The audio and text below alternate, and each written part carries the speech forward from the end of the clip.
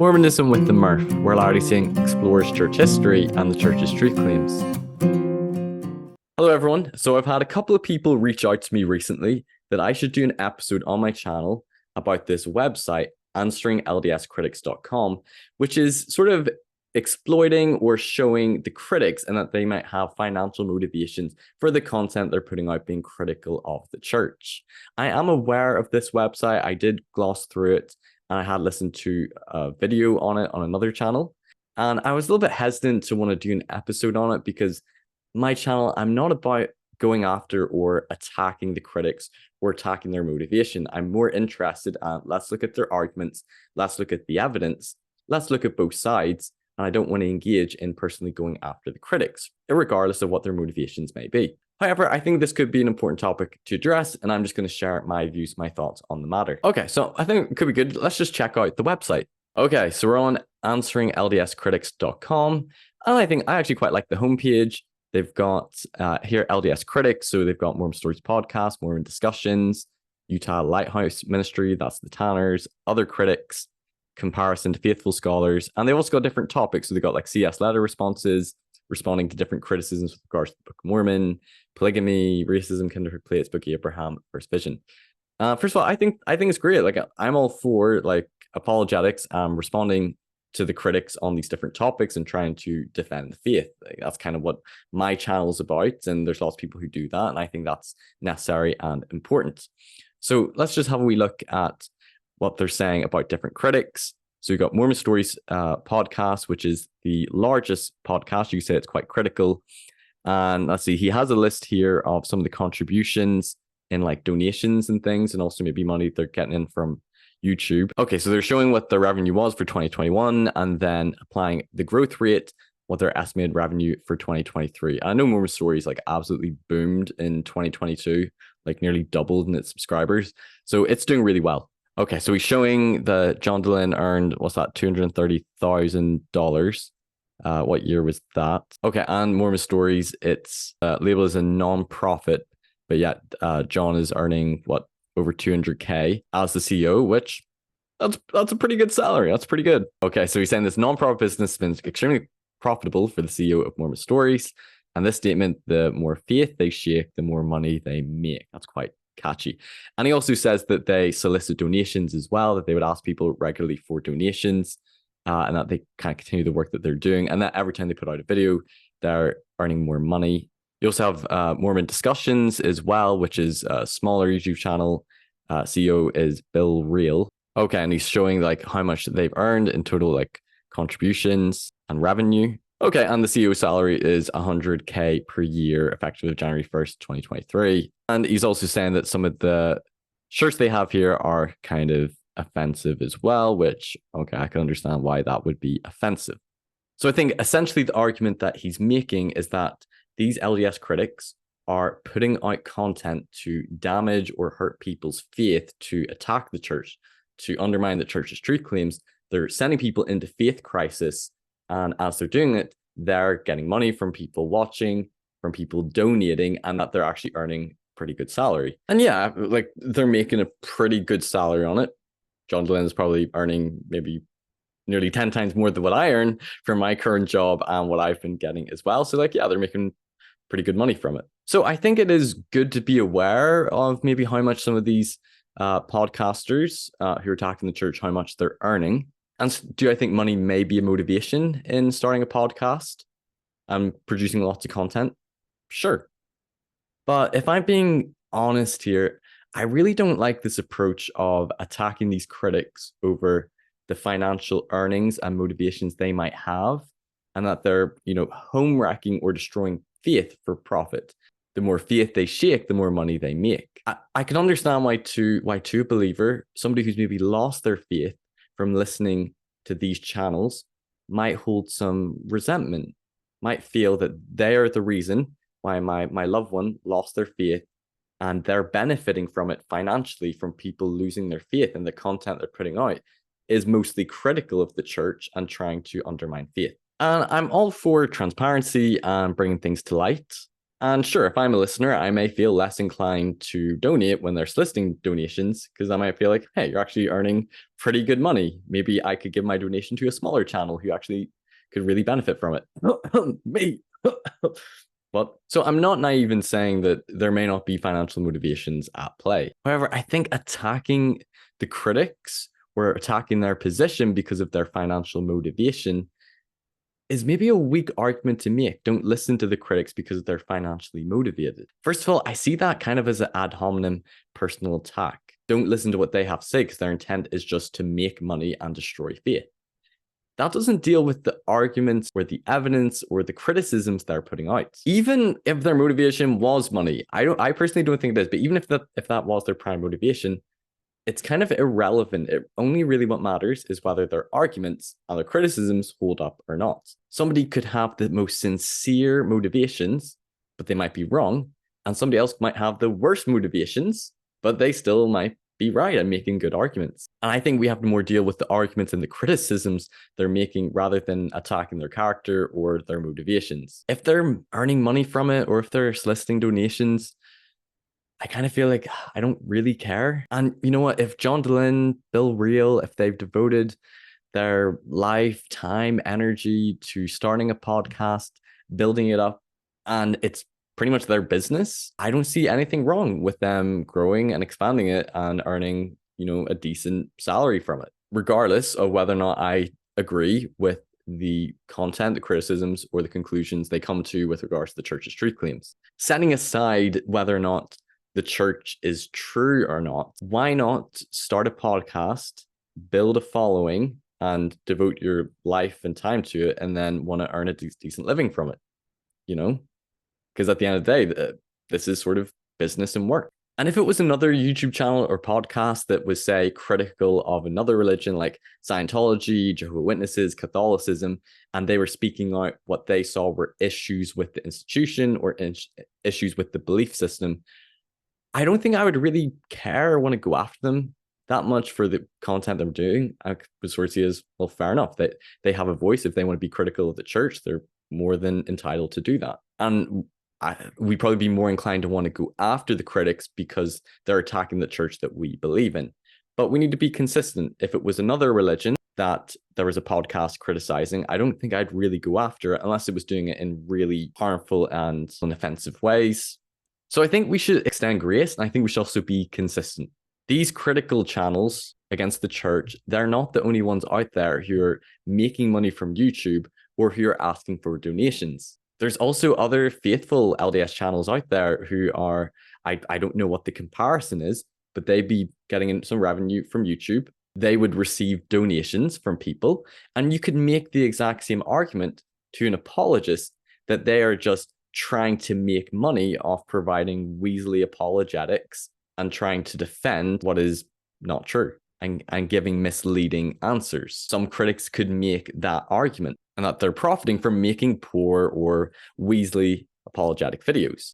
First of all, a lot of time and effort goes into making YouTube channels, to making videos, editing.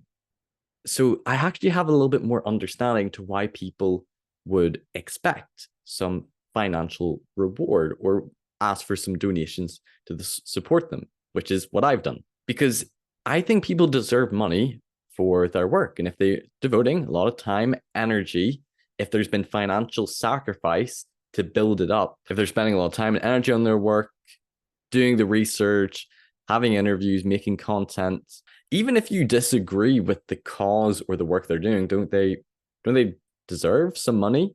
Now, maybe you could make the argument that they're presenting themselves as a non-profit organization, but they're actually making quite good profit. That you can maybe make that argument. But really, I don't see it any different to any other person who starts a business and wants to get some financial earnings on it. Some people may say, but their financial model is built upon creating doubt and destroying faith and undermining the church's truth claims. And yeah, you can make that argument, but really that comes down to a theological or belief argument. That's very much a spiritual matter, because to them, they would just see it as they no longer believe, they've come to a different conclusion, and they might see things about the church's truth claims that don't hold up, or they see lack of transparency in the history, and they want to call those things out. And you can make the same argument against a podcast or a channel that was critical of another religion. You could make the same argument that they're making money off destroying people's faith, but we wouldn't believe in the other religion's claims. And also, I think it's very easy to attack the critics. And it's also, I think, a little bit hypocritical or a double standard to attack the critics over, earning a good salary and asking for donations when we belong to the Church of Jesus Christ of Latter-day Saints, where we're commanded to pay tithing, 10% of our income. And the church, we know, has a lot of wealth, probably over 150 plus billion in Ensign Peak, in stock, bonds, resources, investments, land property it owns. And our general authorities also get a pretty generous living allowance as well. Some people would say that $120,000 a year is modest and that some of these had wealthier businesses and higher paying jobs before that. But then they're saying that John Glenn and Bill Reel are just absolutely rolling in the money. I think we need to be kind of consistent here. Just as I think it's way too simplistic to say that the church is just a 100+ billion corporation that is stealing people's money and that the leaders of the church are just getting wealthy and rich off it. I think categorizing these critical podcasts as doing the same thing, just trying to steal people's money and get rich, is very simplistic in my view and trying to ascribe some of the worst motives to them. I think this comes from a very orthodox position. And it's the same thing I was told growing up about don't listen to anti-Mormons. They're driven by hatred towards the church. They just want to destroy the church and they have financial incentives. And it's a very good way to then dismiss, not listen to anything they have to say. And I personally feel like I would be a hypocrite and holding a double standard if I were to attack Mormon Stories or Mormon Discussions podcast for their salary, and for asking for donations, but then I belong to a church that requires us to pay financial donations in order to attend the temple, that has a lot of wealth, that hasn't been fully transparent in its finances, and the general authorities earn a pretty good salary as well. And if I'm being honest, the apologetic that it's a moderate living allowance, that kind of annoys me, if I'm being honest, because I grew up not very well off. I didn't grow up with a whole lot of money, and I would say I'm quite comfortable where I'm at. But I live in just a wee 2-bed apartment. Me and my wife both work, and we're not even earning probably like a quarter of what the general authorities get. And they're retired, probably with a pension as well. So I feel like it's holding a double standard, attacking the critics over the salaries they're making, while I give the church a pass in all of the wealth that it has and the salaries of general authorities. Whether or not, well, the church is the work of God and the critics are the work of the devil and they're trying to destroy the church, again, that very much is a faith position. That's a theological position. And yeah, you can view it that way. Attack the critics over this. They could almost be like, oh, well, you're part of a church that has over 150 billion in wealth, and your general authorities are making a good living, and your church commands donations. And obviously, when I talk about the church views tithing as a commandment, they would view it as this is a commandment coming from the Lord, not just the church looking to steal money. But of course, critics who believe that the church isn't what it claims to be, or the leaders are perpetuating a fraud, would just see it that way. And I would also be a hypocrite myself, because I have also asked for donations from people to support me. And I've seen other faithful channels also ask for donations. And I don't see anything really wrong in that. Now, I'm a much smaller channel, and I've devoted a lot of time, financial sacrifice, time away from my family doing this. And yeah, I've not really got much of a financial reward. I'm lucky if I get, triple digits in a month. So it's pretty much like a second part-time job that I'm essentially doing for really nothing. And it's a lot of time and research going to videos. And is it wrong for someone to feel like they would want some financial compensation for the time that they've spent? And for this to be sustainable long-term, people would need donations to keep it going. I will need people's financial donations if they want me to keep doing this at the rate at which I'm doing, because it requires so much time. And it's quite frankly a lot of work. And quite frankly, I'd be happy enough if I was able to earn either a part-time, don't know if it ever go to a full-time income, but if it ever did get to that point, I wouldn't complain. I'd be happy with that. And if it did ever get to that point, then I'd be really hypocritical if I attack the critics over making money from the content they're producing, but then I'm over here earning money from the content I'm producing. It's just because we're producing different content. And somebody could make the same argument that you apologists are just doing this to make money. And you can make the same argument about any person that does a podcast or a YouTube channel. You're just in it to make money. Of course, money is a factor, right? You go to job, I can make the argument the only reason you're going to work is so that you can earn money. Obviously, if somebody's devoting their life and their time to something, in order to survive, we have to earn money. But that's not the only reason why I go to work or do the things which I do. I get a lot of satisfaction, a lot of reward from being a teacher or doing tennis coaching or doing a YouTube channel. But the reality is, in order to devote your life to something, you have to earn some money. So whether or not you see the critics as the work they're doing, it's harmful, it's destroying faith, it's creating doubt, and their business model is just creating more and more doubt. That's very much coming from a theological position. Yes, if you believe the church is what it claims to be, then you might disagree with the content they're putting out there. But I don't believe that the critics are just purely financially motivated. I believe they've sincerely come to the conclusion they no longer believe it's true. They see issues with the church and they want to make content about it. And that's fair game. No, I'm not defending the critics here. I'm not saying that I necessarily agree with their approach and all of the attacks against the church, and might come to a different conclusion. Nor am I saying that it's absolutely fine that they're earning what they're earning. But if they start off and it started off really small and then it's grown and that they're earning more, like, fair enough. I've listened to John say that he left from a really good paying job at Microsoft, first few years doing Mormon stories. He was kind of just making ends meet. And now finally, after like 15, 20 years, it's starting to take off. I almost feel like, he's devoted his life to it. He does high quality interviews. Fair game. I'm not going to attack or criticize over the fact that his podcast has been successful. If I'm going to attack or criticize, it's going to be about the arguments that they're making. So really what I'm saying is I think it's fair game. If we're in this arena, if you're devoting your life to doing a YouTube channel or podcast, I think it's fair game if you make a living from it.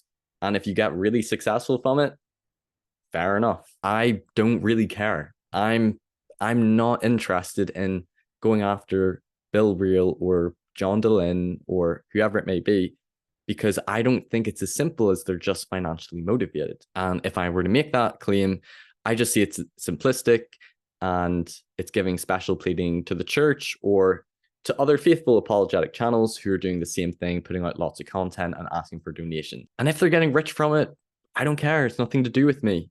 It's up to those people. If they want to keep donating to it, then they're free to do that. If they don't, then they don't have to. And they can give their donations to a smaller channel like me. So if people want to devote their life to attacking, criticizing the church and making content, researching, doing interviews, that's totally reasonable, and they can do that. And they can make a living from it, and they can make a good living from it. And if somebody wants to make a podcast all about defending the church, trying to refute these critical claims and make a living from that, they're more than entitled to do that. I think just trying to make the argument that, they're making a living from it, so therefore you can't trust them, is just not a good position to come from. And you could apply it to really any other channel or podcast out there. If it was any other podcast or channel that was criticizing another faith or another religion, I wouldn't have the same problem. It's just the fact that, you believe in this, that you are very defensive. No, I think it's important to be aware, again, of some of the financial motivations that may be at play. It's good to be aware of what they're earning.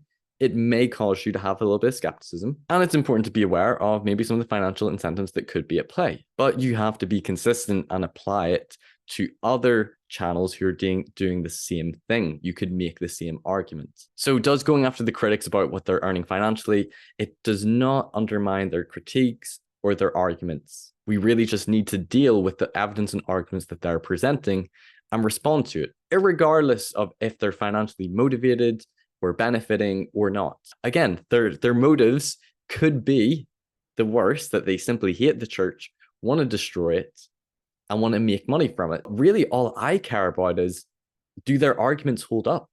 Is the evidence they're presenting, are they right? So I see, just labeling these critical podcasters as, they're just home wrecking for profit and shaking faith so more money they can make. Like, okay, you can believe that, but someone can make the same very simplistic argument that the church is just a multi-billion corporation hoarding its money, stealing financial donations from its members, and that the prophets and apostles are just getting rich off perpetuating a fraud. There's just way more nuance. It's just too simplistic. And I think it's the same for the critics. So I guess the way I see it is, if you're concerned about the amount of money these channels are making, well, they're in this arena, fair game, and I just think you should engage more with their arguments or criticisms. So that's my thoughts. This isn't a hit piece at the person who created ldscritics.com. I'm actually a fan of somebody who's trying to respond to the critics and a lot of the attacks against the church.